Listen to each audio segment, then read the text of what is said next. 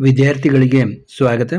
ಈಗ ನೋಡಿ, ನಿಮ್ಮ ಅಕೌಂಟನ್ಸಿ ಮಾಡೆಲ್ ಕ್ವಶನ್ ಪೇಪರ್ 1 ಇದರ ಸಂಪೂರ್ಣ ಉತ್ತರಗಳನ್ನು ನೋಡೋಣ.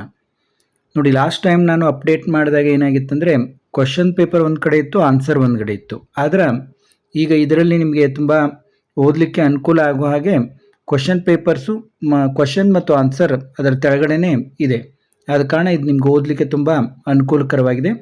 ಇಲ್ಲಿ ನೋಡಿ, ನಾನೆಲ್ಲ ಪೂರ್ತಿ ಓದೋದಿಲ್ಲ, ತೋರಿಸ್ತಾ ಹೋಗ್ತೀನಿ. ಪಾರ್ಟ್ ಎದಲ್ಲಿ choose the correct answer from the choices given.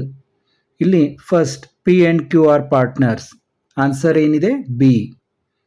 Second, on dissolution of the firm partners capital accounts are closed through cash or bank account. The profit and reissue of forfeited shares is transferred to capital reserve account. ನೋಡಿ, minimum ಒಂದು 360 ಪಿಕ್ಸಲಲ್ಲಿ ನೀವು ಇಟ್ಕೊಂಡ್ರೆ, ನಿಮ್ಮದು video quality ಇಟ್ಕೊಂಡ್ರೆ, ಅಂದರೆ high video quality ಇಟ್ಕೊಂಡ್ರೆ clear ಆಗಿ ನಿಮ್ಗೆ ಕಾಣ್ತದೆ. ಆದ ಕಾರಣ ಹೈಯರ್ ಕ್ವಾಲಿಟಿ ಸಿಲೆಕ್ಟ್ ಮಾಡ್ಕೊಳ್ಳಿ. Which of the following is shown under the head fixed assets. Fixed ಅಸೆಟ್ಸ್ನಲ್ಲಿ ಯಾವುದು ಗುಡ್ ವಿಲ್ ಅನ್ನೋದು ತೋರಿಸುತ್ತೆ. The following groups of ratios primarily measures risk, liquidity, debt and profitability. In fill in the blanks nalli nodi, the partnership deed should be properly drafted and prepared as per the provisions of the Stamp Act.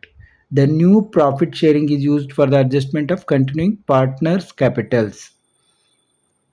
When realization expenses are paid by the firm on dissolution, such expenses are debited to realization account. A company is an artificial person. Liquidity ratios are calculated to measure the short-term solvency of the business. ಇನ್ನು ಇಲ್ಲಿ match the ಫಾಲೋವಿಂಗ್ನಲ್ಲಿ ಎಲ್ಲ match ಮಾಡೇ ಕೊಟ್ಟಿದ್ದಾರೆ.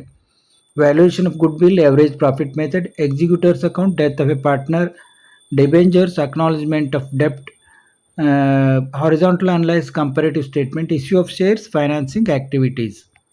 ಇನ್ನು state any one feature of partnership, 2 or more persons, agreement, any other points. Expand DRFI, debenture redemption fund investment.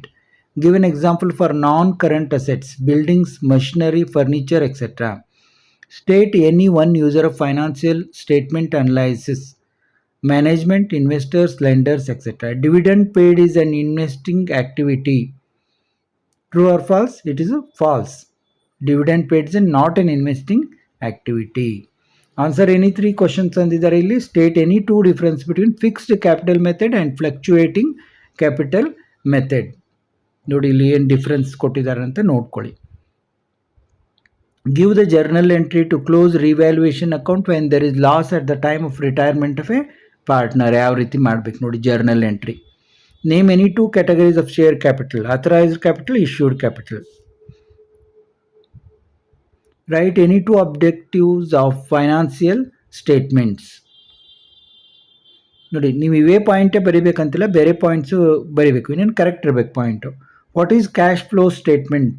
ನೋಡಿ, ಇದು important ಪ್ರಶ್ನೆ, ಭಾಳಷ್ಟು ಸಾರಿ ಕೇಳಿದ್ದಾರೆ. Cash flow statement. ಇನ್ನು part C, answer any 3 questions, each question carries 6 marks.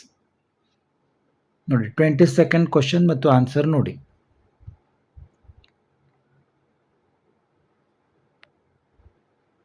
ನೋಡಿ, ಒಂದೇ ಇದರಲ್ಲಿ ನೀವು ನೋಡ್ಬೋದು 22nd ಕ್ವಶನ್ ಮತ್ತು ಆನ್ಸರ್ಸ್. ಇನ್ನು 23rd ನೋಡಿ, 23rd ಆನ್ಸರ್ ನೋಡಿ.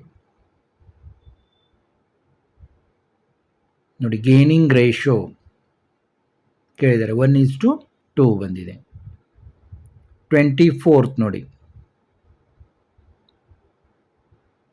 24th question. ಆಲ್ರೆಡಿ ನಿಮ್ಮ ಹತ್ರ ಕ್ವಶನ್ ಪೇಪರ್ ಇದ್ದರೆ ನಿಮ್ಗೆ ನೋಡಿರ್ತೀರ. ಸೊಲ್ಯೂಷನ್ ನೋಡಿ, ಯಾವ ರೀತಿ ವರ್ಕಿಂಗ್ ನೋಟ್ ನೋಡ್ಕೊಳ್ಳಿ. ಪರ್ಟಿಕ್ಯುಲರ್ಸ್ ಯಾವ ರೀತಿ ಬರ್ತದೆ ನೋಡಿ. 1,70,500.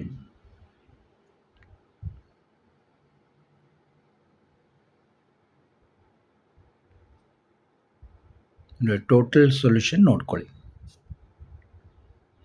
ಇನ್ನು 25th, from the following information prepare statement of profit or loss for the year ended. ನೋಡಿ, ಪರ್ಟಿಕ್ಯುಲರ್ಸ್ ಏನು ಕೊಟ್ಟಿದ್ದಾರೆ.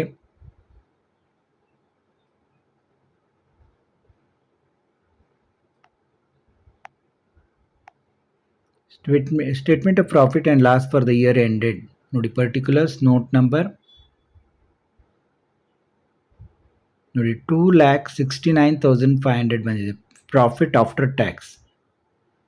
ಟೋಟಲ್ ಎಕ್ಸ್ಪೆನ್ಸಸ್ಸು 4,15,000 ಬಂದಿದೆ. ಟೋಟಲ್ ರೆವೆನ್ಯೂ 8 lakh ಇದೆ. Now from the following information calculate cash flows from financing activities.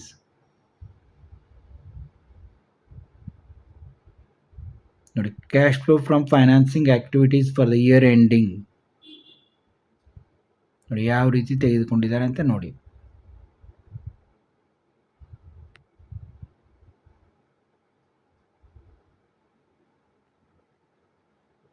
ನೋಡಿ high ಪಿಕ್ಸೆಲ್ನಲ್ಲಿಟ್ಟರೆ ನಿಮಗೆ ಕಾಣುತ್ತೆ. Minimum ಒಂದು 360 ಇಟ್ಟರೆ ನಿಮಗೆ ಕಾಣುತ್ತೆ.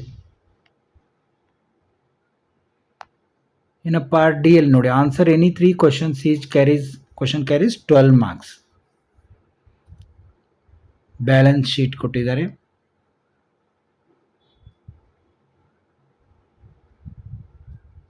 ನೋಡಿ ಅದರಲ್ಲಿ ABCDE ಸಬ್ ಕ್ವಶನ್ಸ್ ಇದ್ದಾವೆ.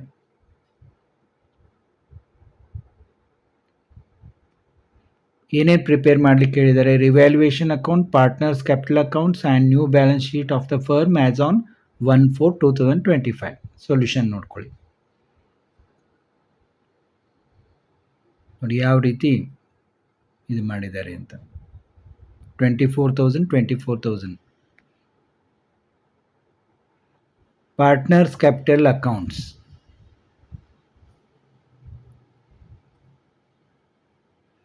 ನೋಡಿ ಗಿರೀಶ, ಯೋಗೀಶ, ಕಲ್ಲೇಶ.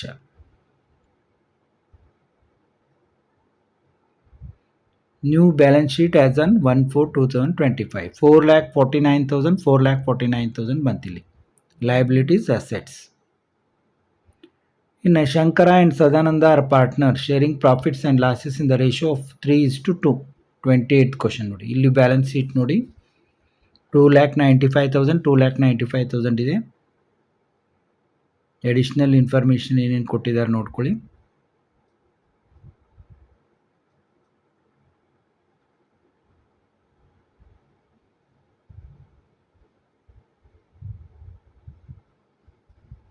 ನೋಡಿ prepare realisation account, partners capital accounts and bank account.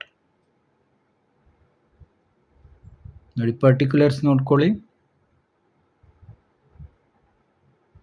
ನೋಡಿ 3,47,000 ಬಂದಿದೆ. ಆಮೇಲೆ ಪಾರ್ಟ್ನರ್ಸ್ ಕ್ಯಾಪಿಟಲ್ ಅಕೌಂಟ್ಸ್ 95,600 ಇಲ್ಲಿ ನೋಡಿ.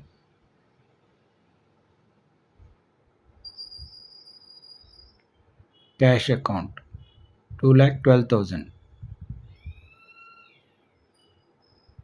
ಇನ್ನು 29 ರಾಮಕೃಷ್ಣ ಕಂಪನಿ ಲಿಮಿಟೆಡ್.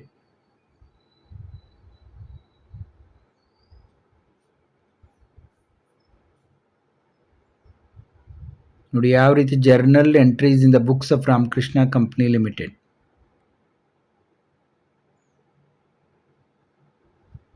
ನೋಡಿ ಎಷ್ಟು ಪಾಯಿಂಟ್ಸ್ ಇದಾವೆ? 9 ಪಾಯಿಂಟ್ಸ್ ಇದಾವೆ ಇಲ್ಲಿ.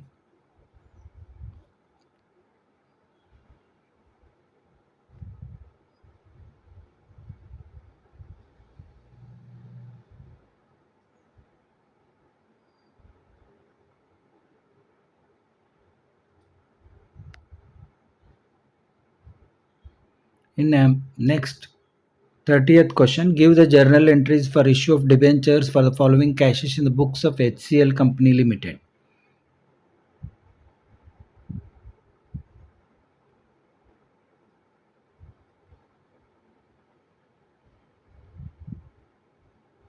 ನೋಡಿ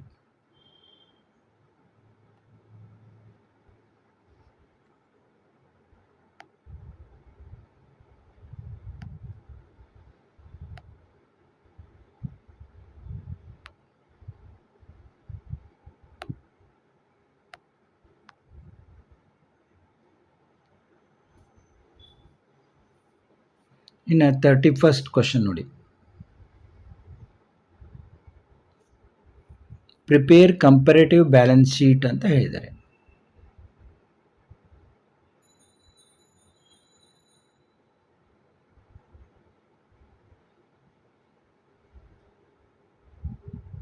ನೋಡಿ, comparative balance sheet of universal company limited ಯಾವ ರೀತಿ ಇದು ಮಾಡಿದ್ದಾರೆ ಅಂತ.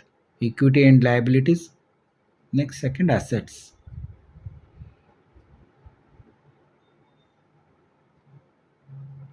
Next question, 32nd question. From the following particulars, calculate current ratio, interest coverage ratio, fixed asset turnover ratio, working capital turnover ratio, operating profit ratio, and return on investment.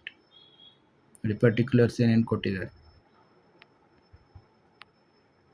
First current ratio ಯಾವ ರೀತಿ calculation ಮಾಡಿದ್ದಾರೆ, interest coverage ratio ಯಾವ ರೀತಿ ಮಾಡಿದ್ದಾರೆ, fix assets turnover ratio, working capital turnover ratio, operating profit ratio, return on investment. ನೋಡಿ